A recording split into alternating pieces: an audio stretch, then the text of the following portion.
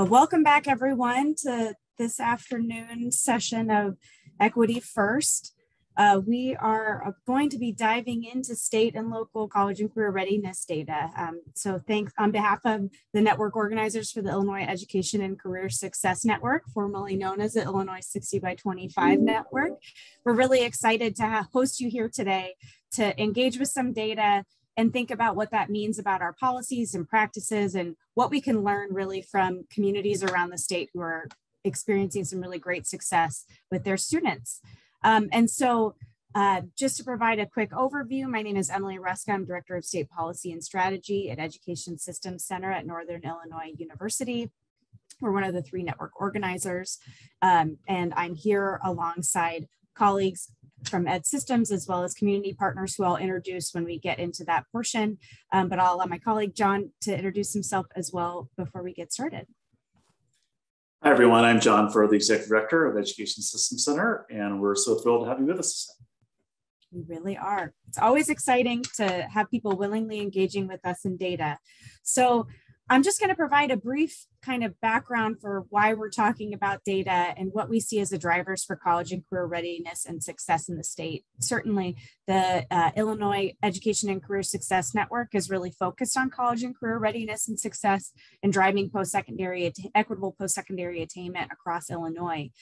But the 2 main drivers that we're going to be considering today is sort of how policy helps us do a better job of serving students, as well as how practice and local implementation of both those policies and other innovative strategies help students get to where they want to go. So a handful of policy drivers that we like to think about in the network are the Postsecondary and Workforce Readiness Act, which was unanimously approved in 2016 and includes 4 student-centered competency-based strategies to drive student success in college and career.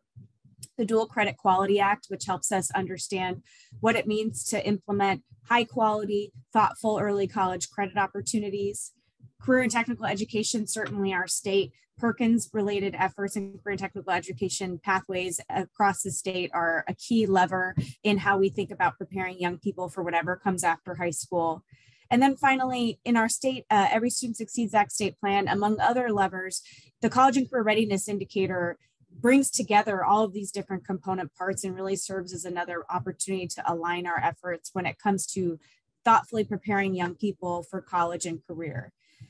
And on the flip side, when we think about policy versus practice, where practice happens is on the ground. And so one of the key levers that we think about in this network is our leadership communities. And you're going to hear from 3 of our leadership communities today. But we have leadership communities all across the state who are working using collective impact, collaborating across secondary, post-secondary, workforce, and community to impact their students and better set them up for success down the line.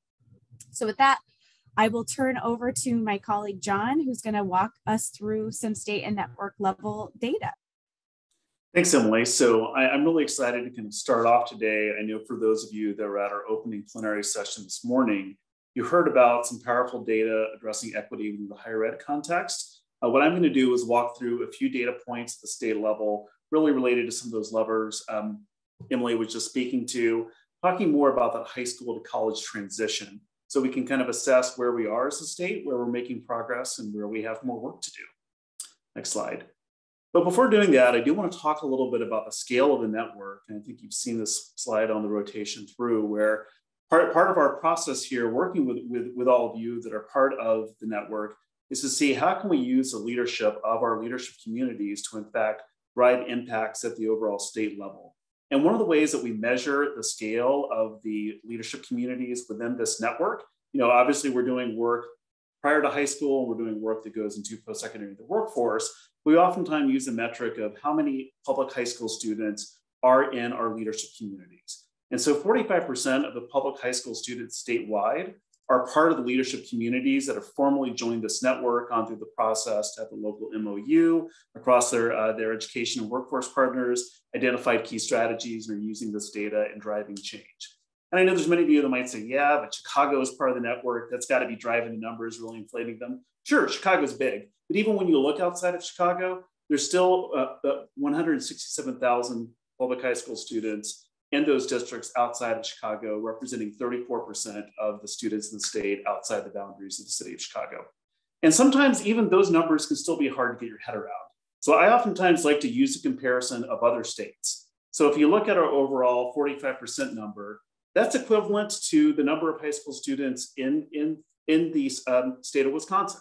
So take that, Badgers. We've got our network. We're your size. Just if you're looking at our students, and then if you look outside the city of Chicago, again, the state comparison, state of Iowa, we have a network the size of the state of Iowa outside of Chicago that we're driving change. So that's important context just to understand that as we're leading, as leadership communities are leading change to this network, we have a sufficient number of communities that are collectively driving major impacts for the state of Illinois as a whole.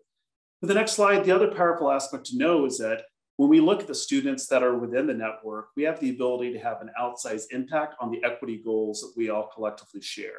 So again, the orange bars are the network students that include Chicago. The gray bars are those that exclude Chicago.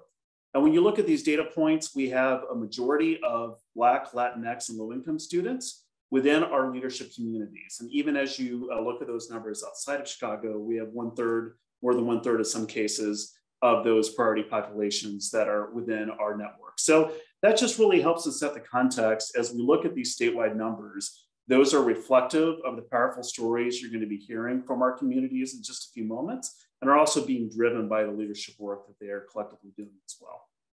So with that, I want to start off and turn to some statewide data and talk about statewide early college credit data. Now, this has been a major priority for work of the network and also from the General Assembly, as there's been recent changes and improvements within the Dual Credit Quality Act to help strengthen our systems for dual credit in particular. Early college credit includes both advanced placement and dual credit within these overall numbers. And again, you can see that we're making some steady progress, right? Moving up over the last couple of years by more than 2 percentage points. We need to be able to increase that, but there are large numbers of students reflected within those changes. That's more than 11,000 students within the overall increase that are accessing early college credit. And these percentage numbers are of the entire grades 10 through 12 student population for public high school students within the state. But as we begin to break that down, again, that early college credit numbers was both AP and dual credit. As you start to look at these separately, and again, some students are in both dual credit and within AP, that's where there is some overlap across this data, but we're seeing more significant gains within the dual credit space than we are within the AP space, where you see there's a few thousand student increase within AP enrollments over the last couple of years, compared to more than 15,000 student increases within that dual credit space over the last few years. So there's still a gap there, but we're starting to see increasing work within the dual credit space, again, driven by work such as those changes to Dual Credit Quality Act, the introduction of the Model Partnership Agreement for dual credit, and also all the really hard work of communities within the space that you can hear about soon.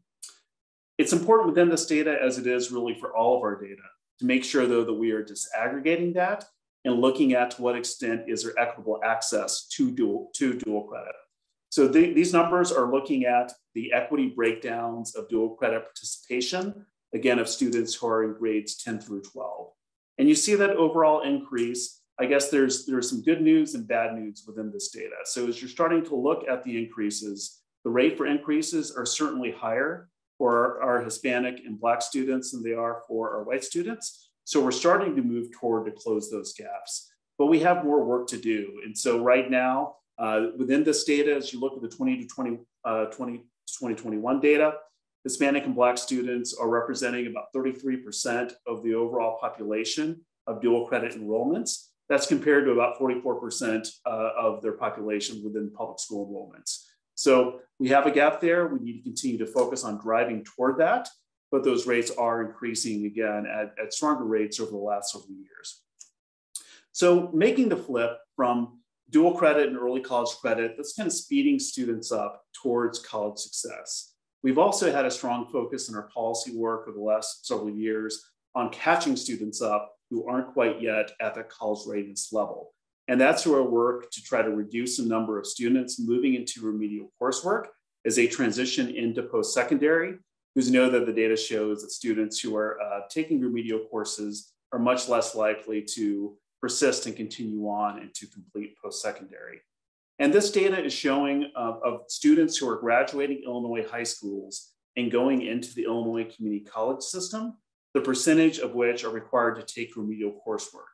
And you can see when we were first reporting this data back in 2014, we had approximately half of our students within the state that were enrolled within at least one remedial course, with the overwhelming majority of that within math.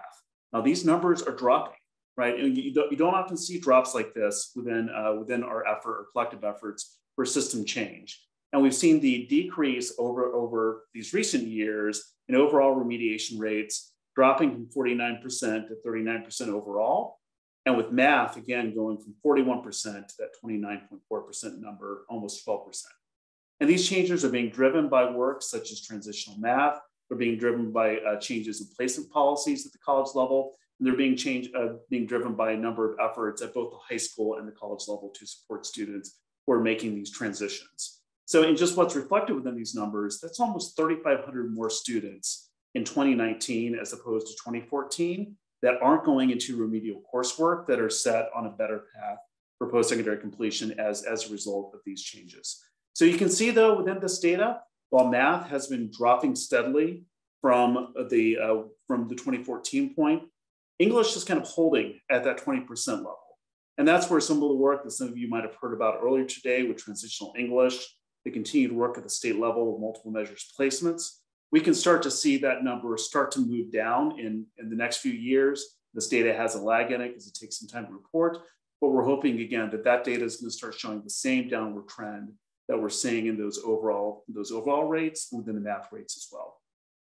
As we go to the next slide, this is also an area where the work of this network tells a really powerful story.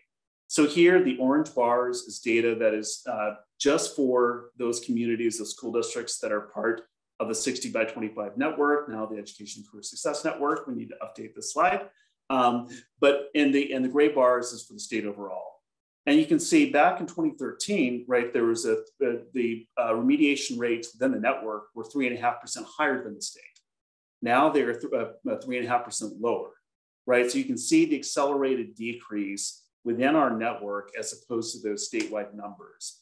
And again, we really feel like that is reflective of the work that you hear about from our community partners who we've been working with closely and are really driving the implementation of these changes as it relates to, again, both expanding early college coursework, implementing transitional instruction, making those changes to placement processes to have this rapid acceleration or the deceleration in terms of the overall remediation rates. So with that, again, those are reflections on the statewide numbers. I'm really excited to transition now so you can hear more from the community stories about what's behind that and actually hear about some of the strategies that are reflected within this overall data. So Emily, I'll turn it back to you to facilitate that. Thanks, Jon. Yeah, as Jon said, we're really excited to highlight some communities, share some of their data, and really learn more about what work they've been doing to achieve those outcomes. So we're going to hear from 3 communities. We're going to hear from the Moore region, we're going to hear from the Peoria region, and the Northwest Suburbs region. So first up, love to introduce Janice Jones, past facilitator at Sauk Valley Community College. Janice, take it away. Well, thanks. Just to be able to give you kind of an overview of where we're at, the Moore area is in the northwest corner of the state, as you can see. We are a very small, both community college and P12 communities in general. We're rural, we're agricultural, manufacturing based. And so that's kind of the history of where we're at. Okay, Emily? So in our work together, I don't know that I'm going to share anything that is totally breakthrough and new to you today, but this is how it works for us, right? We decided to make a conscious decision that we were going to build our partnership work in both dual credit and transitional coursework around the PWR Act. That was going to be our foundation. We were lucky in the fact that we had already done a lot of partnership work. So we had built trust with both our districts and our ROE, who's been spectacular in working with us as well. And as we started the work, there was this huge learning curve for folks on both sides of the fence, right? Our P12 folks were like, oh, that's how it works at the college level, and that's what you're focusing on. And our college folks were like, well, that's so different at the P12 level. And so just being able to acknowledge that there were differences and that might mean some kind of not just cooperation, but some compromise along the way was very helpful. We also discovered that it was a process, and it is a process. Awareness has to come first before understanding comes in, and change is sometimes way down the road. So the fact that we had to persevere to stick through this was really important. So I'll start with dual credit. I don't know, again, that our focus was a lot different than a lot of colleges, other than the fact we were working strategically to try and get our dual credit to those districts that were far from us. We have a long commute for some of our districts that are over an hour away to the college. And so what we did, one of the more innovative things we did was to create a SOC block. And one of our districts on the western side of our service area put in a classroom, and several school districts would come during a morning block, and we at the college would offer some live streaming dual credit to those students so that they didn't have to commute as far, and it could work out better with their schedule.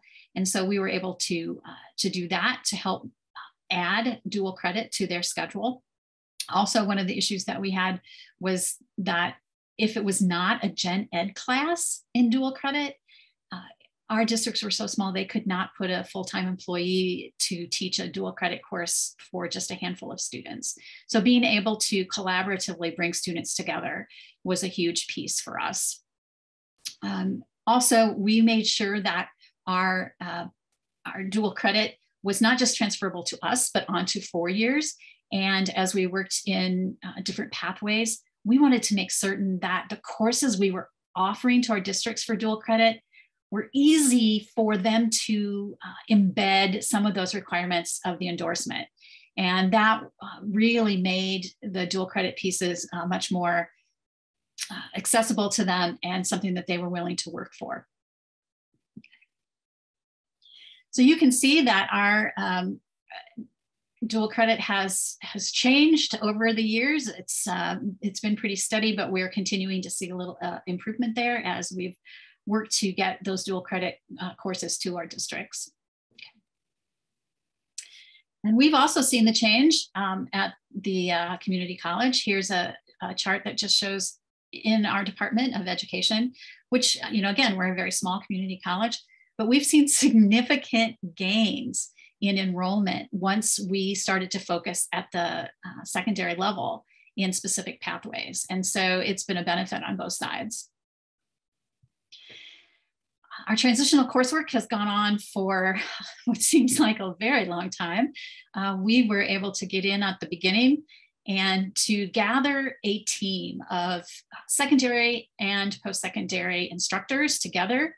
We focused on those pieces that were submitted to us as far as the requirements, and we really looked at it, the KPIs and all of those pieces, and we developed a curriculum. We made an agreement as a partnership that we were going to make this as easy for our districts as possible, and we wanted to be able to hand them something that they could use.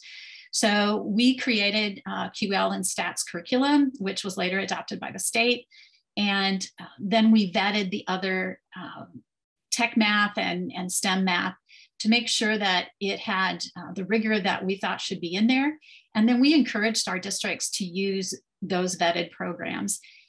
We don't require them to do that. We do say, if not, they have to do the portability work, which takes a long time and is pretty intensive. If not, we have it done for them and we can submit that for portability, and that's made a huge difference. We can guarantee that transitional math coming into our community college or any other one has the rigor across the board that we really want it to. And I will say that just in the final piece there is that our transitional math work, as we started to collect the data, has been successful, and we're excited about that. We have 91% of the students who've taken transitional math and come to the college have passed with a C or better. And that's very encouraging to us. We continue, this is our third year in working with Transitional ELA to again build a curriculum that we can hand to teachers and districts. And we hope to see that same progress. Thank you so much, Janice. So next up, we're gonna make our way a little south to Peoria. And I'm gonna hand it over to Elizabeth Carrico, who's a professor and math coordinator, and Arnie Trias-Shaw, who's the Vice President of Workforce and Diversity at Illinois Central College. So without further ado, the two of you can take it away. All right, thank you, Emily. So I'll go ahead and I'm Arnie Trias-Shaw, and I'll provide a little bit of background in how we partner locally. So just to give you a little bit of a backdrop, Illinois Central College, we're District 514, we're smack dab almost in the middle of the state. And we work with 36 different high schools and districts. So we have our ROE, and we have an assortment of school districts from, you know, very urban, which is sort of centralized in Peoria and where our campus is located, to areas that are so rural, like literally someone told me when I was driving to one of the high schools, take a turn at this tree and then go on that road and you'll find our schools. So we have the gamut in terms of student needs, and fortunately we've been able to partner very well with our secondary schools in creating our transitional math. So we'll go ahead and go to the next slide, and I'll turn it over to Elizabeth to talk a little bit about how transitional math was created, its evolution. She's our subject matter expert, and then we'll talk about how it's impacted our numbers. Thank you. I'm the transitional math coordinator at ICC, and we were lucky at ICC that the college was willing to commit some release time to a full-time math faculty member to really take the time to, so I get some release time to take care of our schools, our 36 schools. So right now we have, I think our next slide, we can maybe do the next slide. Yeah, we have 23 schools running transitional math, 15 schools are portable, and as of this moment, you know, as of the most recent data, 73% of ICC students who came from one of our transitional math courses in the area are successful in the transfer level math class. So that was a huge win for us. I'm grateful to our early college department. We have been able to work closely so that the needs of dual credit get met by what is happening in transitional math, and we can make that as seamless as possible for the student and as seamless as possible for the high school teachers. And we are, good question. I see the question in the chat. How do those pass rates compare to other students who did not take dual credit? That is a really good question. That would have been a really good thing to come to this space and with. I can look that up in our data book, the comparison of the students who took transitional math compared to the students who didn't. I can look that up and probably have the answer for us by the end. Awesome. My gut tells me it's comparable, if not a little bit higher, but that's probably best not to go with gut when it comes to data, you know. So yeah, I'll give it back to Arnitria, and she could talk more about dual credit. And so fortunately, especially when it comes to the transitional math aspect, fortunately, we do have those great partnerships where there was collaboration in creating the curriculum and selecting the materials to be used.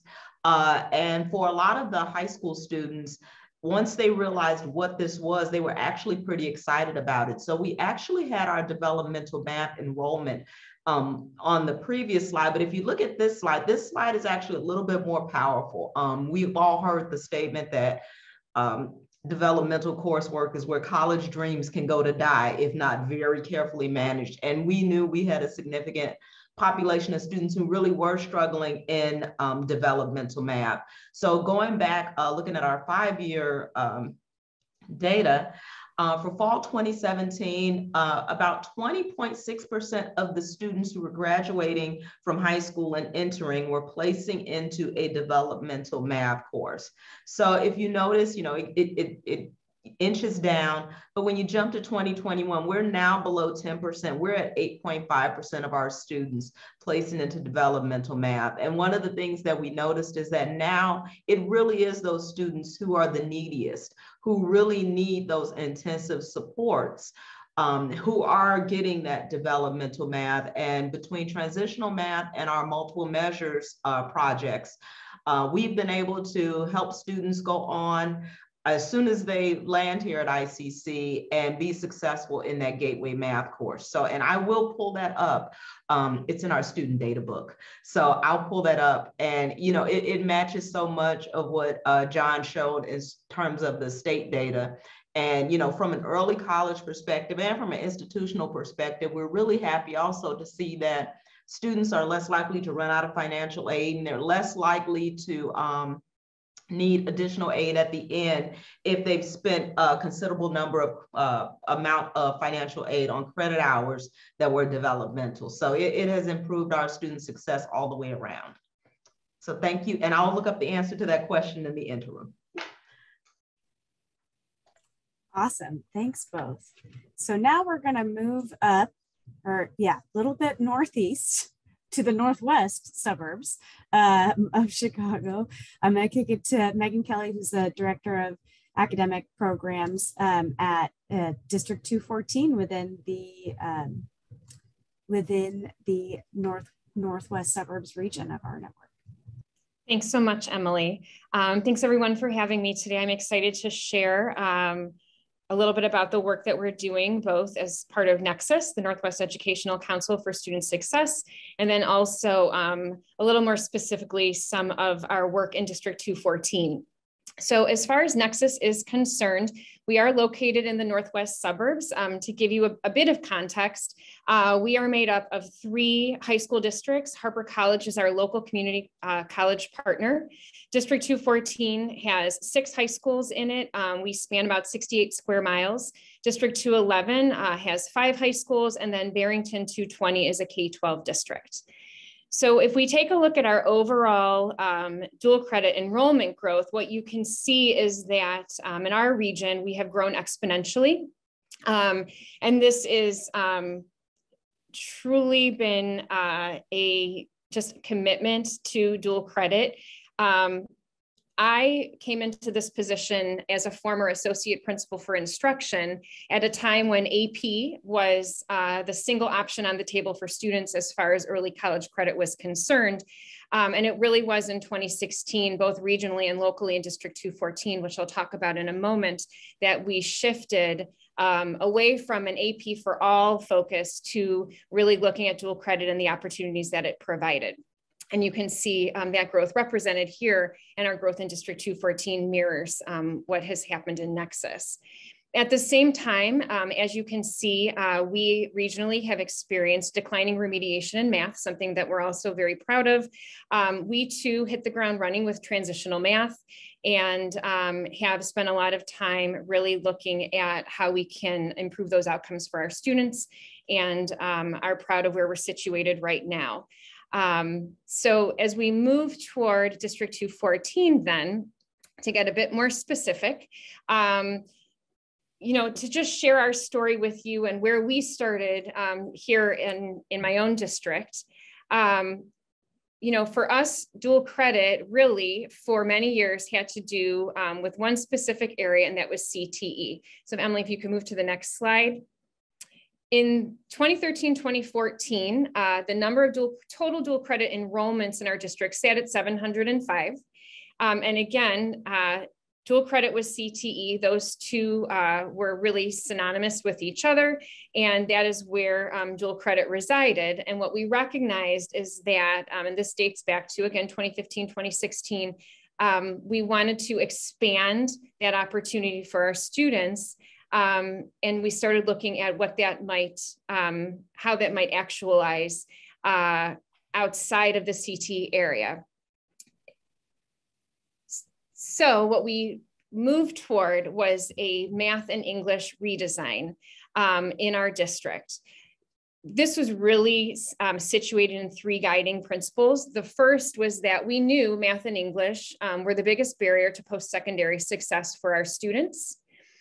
We also recognized that we really had just a captive audience of students because all of our kids take English and the majority take senior math.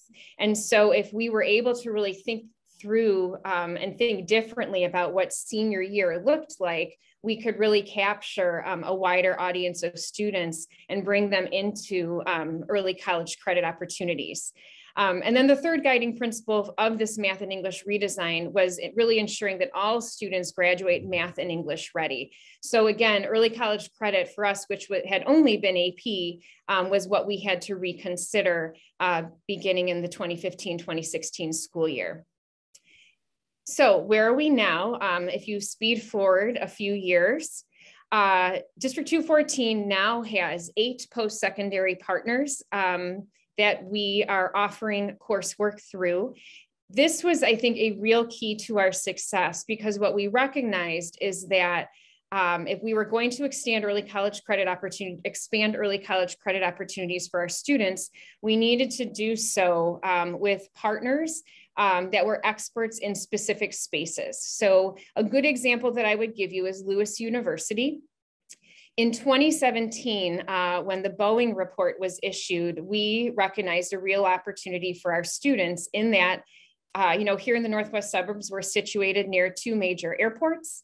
There is a local airport. It used to be Pewaukee. It's now Chicago Executive Airport that is within the boundaries of our district. And there was this call from Boeing and the airline industry for trained, skilled workers. And so we kind of looked around and surveyed the scene and said, well, could we offer an aviation opportunity for our students? And we reached out to Lewis University, and now we're in our 4th year of running an aviation academy through which our students are able to earn early college credit that gives them a leg up toward either becoming an aviation mechanic or a pilot if that's the route that they choose. And so again, our exponential growth has been a direct, I would say directly correlates with the expansion of our partnerships. Next slide.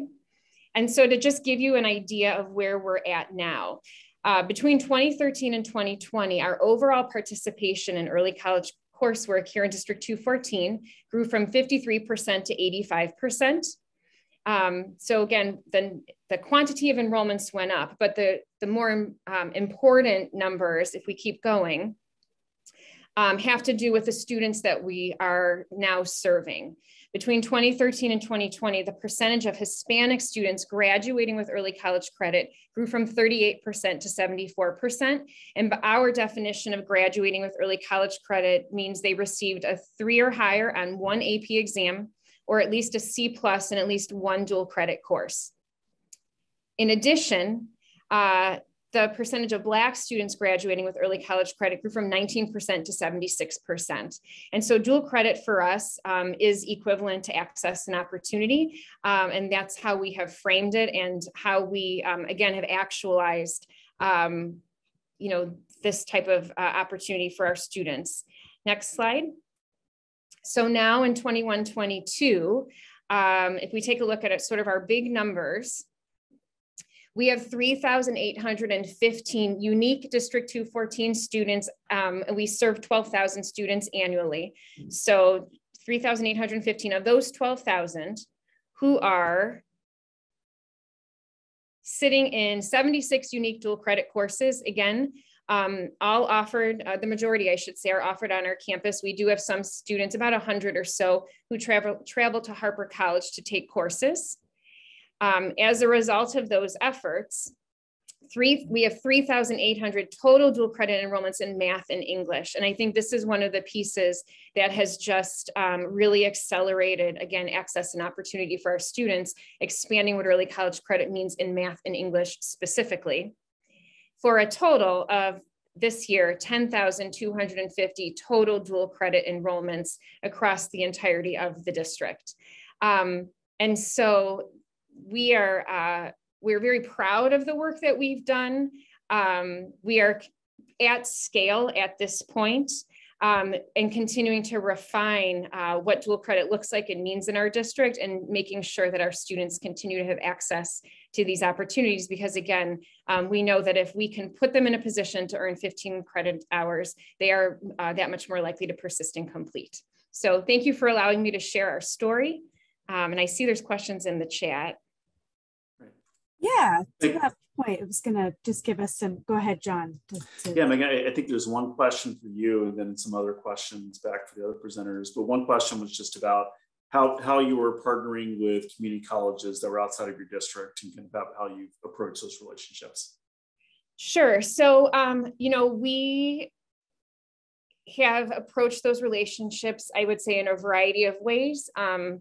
You know, there are Moraine Valley, for example, we were looking for a cybersecurity partner specifically, and Moraine was able to offer that opportunity to us. So Harper continues to be our primary partner in health sciences and manufacturing, culinary. But there have been some specific areas, again, that we've been able to build relationships because our local partner didn't have the same ability to offer some of those courses. Thank you. Pranitria, it looks like you've been able to track down some data. So do you want to speak to what you put in the chat? Sure. So in discussing transitional math, when I looked at our most recent numbers, so of the students who took transitional math and then came to ICC, 73.3% were successful in their completion of that gateway college level math course. When I pulled up the data from fall 2020, which is our most recent data, we had 70% of the students who came in and took developmental math were then successful in their gateway college credit bearing course. So, you know, the transitional math completers actually have a 3 percentage point, you know, little bit of a lead. And sometimes, you know, we attribute that to when transitional math and certain courses are taught in the high school, sometimes there's a little bit more time there to focus on different concepts. They can structure it in a way where, you know, high school students, you've got them there in the building, you know, let's pour it into them now, as opposed to, you know, when they come to campus, sometimes it's harder to nail them down. So there are certainly some benefits even on that side of, you know, keeping the transitional math going and helping those students to come into our institution at that college level math course. Good, thank you. We have one question here, which I think cuts across all the partnerships that we heard, but we asked for a little more, the question is to ask for more elaboration on the partnership between community college instructors and the high school instructors, and the importance of this bridge from high school to community college. I know that applies to both transitional coursework and dual credit coursework. So Janice, you mind if I start with you there, and then we'll ask others to provide input as well? Sure. That's always a tough question to handle, and it changes often depending on the instructors. But at SOC, we've done a really great job. Our staff has done a great job to put together some instructional pieces on Canvas to share with our dual credit instructors at the high school, so that they can go back to it and refer to it, and they can get some training to see. I mean, I referred earlier to the difference between high school and college and how we've really focused on that. And so that's been important. We've had some faculty who visited high school instructors to answer questions, to make sure that, and not to Hawkeye on them or anything, you know, but to be a resource and to help and to say, you know, to answer any questions. Why is this difficult for my students, and those pieces. So that's been the relationship where our deans are really good about keeping in contact and passing on anything that needs to be handled that way. Any others, any of our friends from Peoria want to speak to that question? Sure, I can speak to the transitional math side of it. You know, when we as a department got together and wrote our MOU as math faculty with Joe Bergman, our dean, overseeing that. And then every year I run that past all the faculty to say, does this still sound good? Is it still working? We did some in-house training before we had too many high schools running it. So we brought teachers in and we fed them, and we had a whole day where we talked about, what does this look like? What does this feel like?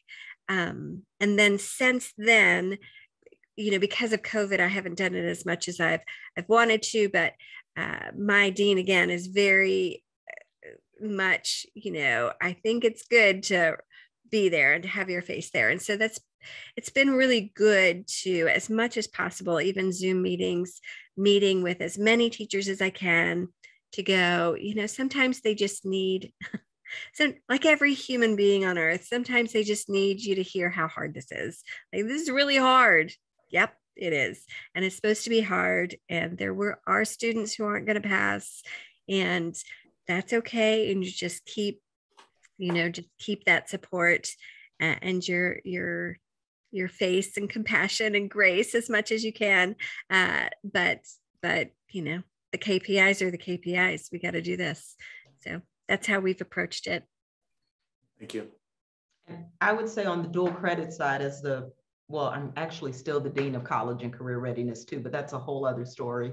In that role, I can say we really are moving toward really systematizing the training and professional development and support that we provide for we're calling them early college adjuncts. Because there was a time where, early college wasn't that big, but just like Megan mentioned, we've experienced that growth as well. And as we grow, on the one hand, you want to make sure that students have this opportunity, but you want to maintain the integrity of the programs too, so that once they come to the college or wherever they transfer to, they're really prepared.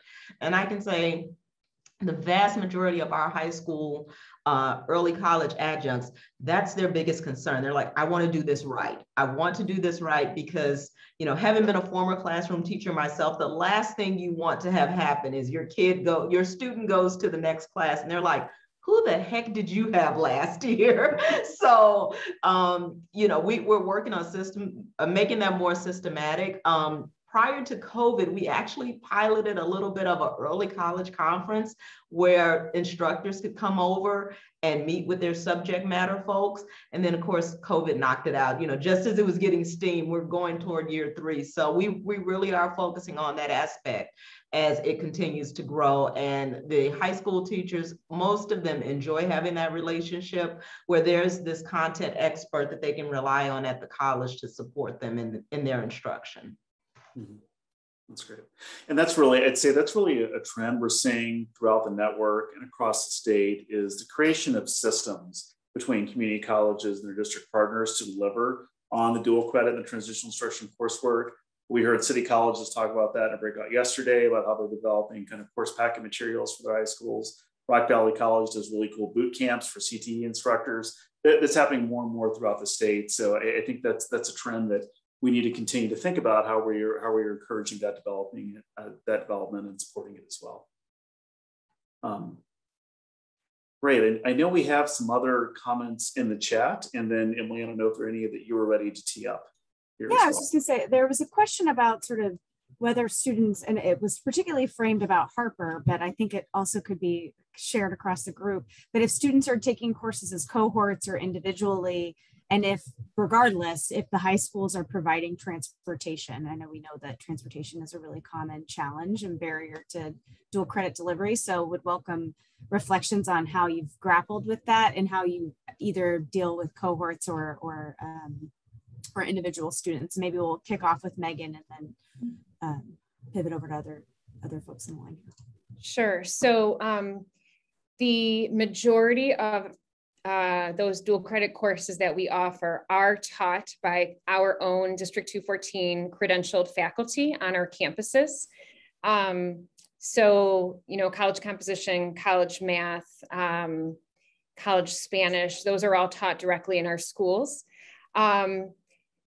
We do also have cohorts of students. So our Aviation Academy is a cohort of students who represent all 6 of our buildings, and we do transport to Chicago Executive Airport on we're on a block schedule. So every other day we have an A group and a B group. At Harper specifically, we have off-campus students who are individually enrolled in courses. And then our Medical Science Academy, for example, is a cohort of students who are taking Bio 160 first semester and Bio 161 second semester. So we have probably every iteration happening across the entirety of our dual credit program. And we do transport within the context of the school day. And that has, this year in particular, been challenging. I mean, we have had to think very creatively in order to make those things happen, but we do transport whenever we're able to provide that opportunity to kids. Anitra, looked like you were ready to jump in as well.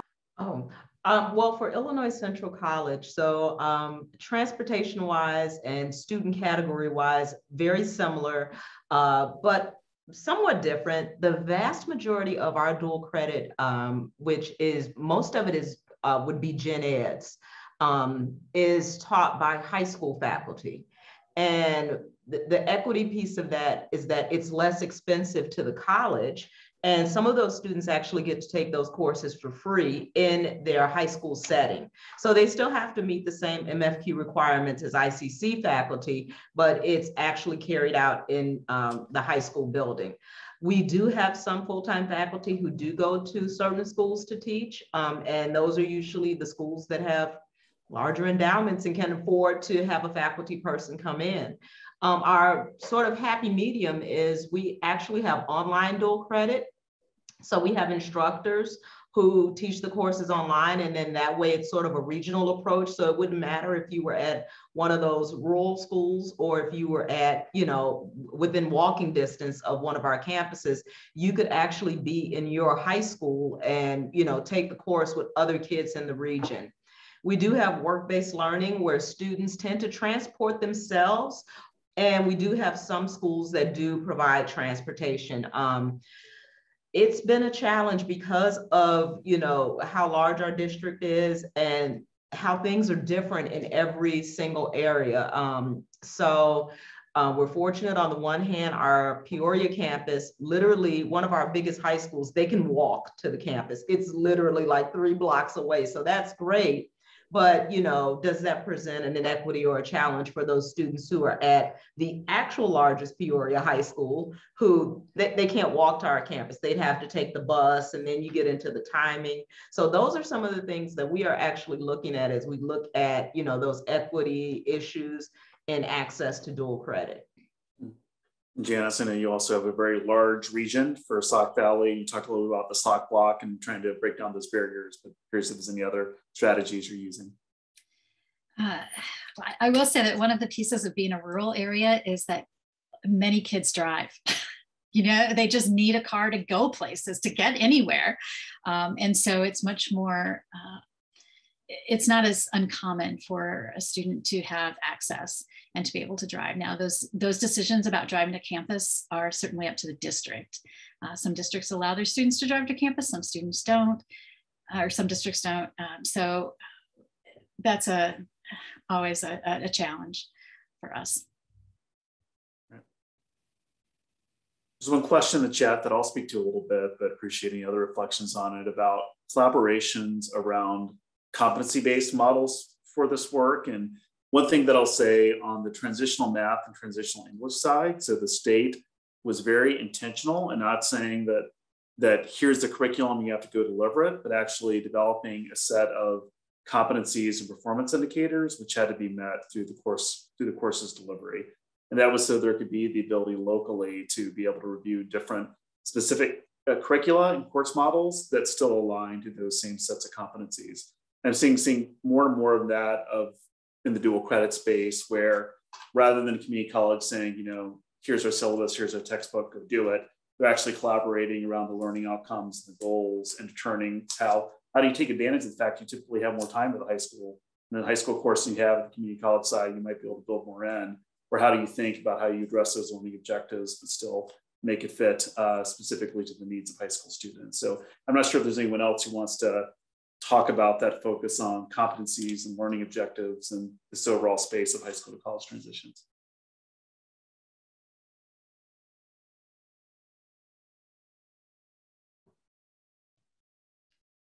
I'll say we're in the early stages. Because it's always changing, and it's almost like, I mean, I know we're tired of hearing it, but it's like COVID kind of threw a monkey wrench in there. But I can say in several areas, we actually have a dual credit task force at our institution. And we have this shared dream, and it's kind of corny, but I'm going to share it anyway. But this is our dream, that we would have this huge cabinet in some office somewhere, that the minute a new teacher is onboarded to a new high school faculty is onboarded as an adjunct to teach English 110, we can reach into that cabinet and there's this packet, this beautiful packet already put together, for this person, complete with everything they need to know, any questions they might have, a loop where they can provide feedback. And, it's something you don't even have to think about. You just reach in the magic cabinet. So needless to say, it does not exist just yet. It exists in pieces. If you're teaching a math course, we've got some pretty good math faculty who are going to set you up pretty well and let you know what those objectives should look like and, what the timeline should be. But we're certainly still working on it as dual credit continues sometimes to expand into areas we haven't been in before. There's some schools nearby that are thinking about horticulture and things like that. And we're like, okay, so what does that look like? What are even at a basic level, since a lot of our dual credit does take place in the high school, what does the supply checklist look like for that? Just to ensure that those same outcomes are being met, on campus, whether it's taught by an ICC full-time faculty, an adjunct faculty, or a high school dual credit adjunct. And I'll jump in here too. I think one of those pieces that we've seen through our partnership has been in the transitional coursework, where we gather, a couple times a year. This summer, it'll be for a week, and we're getting our transitional math teachers together with our college math teachers, and we're going to talk about transitional math and some of the successes and some of the challenges, and why did this piece not work, and why was, what did you do then, and it was COVID, and how did you do, how did you solve this? And so we have found, because we've been doing this work, over the last 4 to 5 years, that we have a really strong network of transitional math instructors. And that's so encouraging. And on the college end, I've seen some of that competency base come sneaking in a little bit. And so it's been fun to see it trickle up instead of trickle down. And, our transitional ELA, we have districts, we have 17 feeder districts, and 12 are represented this summer in a week-long work. And so we're building that network of teachers, transitional teachers, both college and high school represented. And that's been such a huge piece for us, a huge, huge plus. Yeah, that's great, Janice. Thank you. I think really that mutual learning and collaboration and how learning can go both ways for both the high school and the college faculty. Right. Well, I just wanted to. I've got one more question in the Q&A box.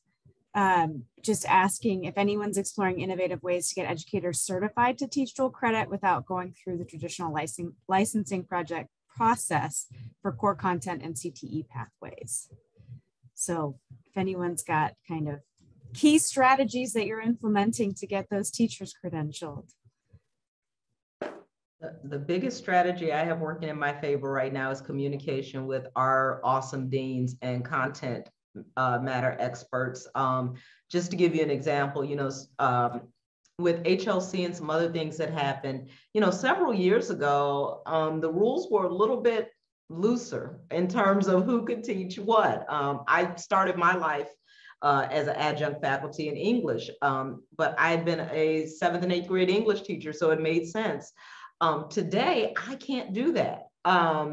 I would need a professional development plan or something in place because my master's degree isn't actually in English. It's more on the education curriculum side. So as we're seeing some of that, what we found in our area that we have lots of high school instructors who are reaching out to us and saying, hey, I'm thinking about getting a master's degree. What exactly should I get it in? And what should my coursework look like if what I'm thinking about providing at my high school is this? And the majority of our deans have been really good about getting back, with information saying, you probably want to have coursework that looks like this, so that when you're looking to be an adjunct and you're going through that MFQ process, you check all the boxes. So we're really in that communication phase. And with CTE, it varies so much because, you could use workplace experience. We're trying to find a lot of our community retirees and say, hey, wouldn't you like to come over and teach that here? And, we look at retirees because, just truthfully in education, we can't really always pay, what they can make in their actual field out in the industry. We just don't have that type of money. But we have found that we've had some luck with retirees for daytime courses, and then actually partnering with businesses for evening courses where, if an employee gets off early enough, they can come over and teach for us. So that's kind of where we are in terms of, recruitment and trying to, get qualified instructors for our courses. One thing that I just put in the chat, the Board of Higher Ed has put together a document that talks about online master's degree programs for dual credit coursework offered by Illinois institutions. So I know there's a number of school districts taking advantage of those online program offerings to help to upskill their teachers to meet those HLC requirements. There's also a House Bill 5506 moving through the General Assembly that extends the timeline for professional development plans to support teachers to upskill. So that, and also provide some more flexibility for CTE in that space. So that's getting at some of those solutions as well. But we are at time. So just wanted to go ahead and really thank the communities for being willing to kind of share their stories and their journeys in this work, and for your leadership in that space. And also for all the audience members who are willing to engage in this work. We are through the network. I did put a link earlier to our dashboard where we're organizing data by community within the network. We're looking to enhance and to improve that, and welcome to community partners who are wanting to dive into data with us as part of these efforts. So this will continue to be an ongoing focus for our collective work through the network. Emily, I'll give you the last word for us. Thank you everyone for joining us. Thank you to our speakers. It's so helpful to be able to make sense of what we're seeing out in the field by hearing about what's leading to these outcomes that we're seeing. I encourage folks to check out our final day of content tomorrow. We're starting off with Dr. Ayala from the State Board of Education, sharing more about the equity journey continuum work that's emerging, which is definitely going to involve a lot of deep data engagement by communities across the state. We've also got great content on youth apprenticeships, integrating social emotional learning and academic performance tasks, higher ed funding, and teacher pathways work. So please don't miss out. Thank you again to our speakers. Thanks, John. And thanks as well to our teammate, Charlie, who pulled together a lot of the data. So thank you, everyone. And we'll see you tomorrow for our last day of the conference.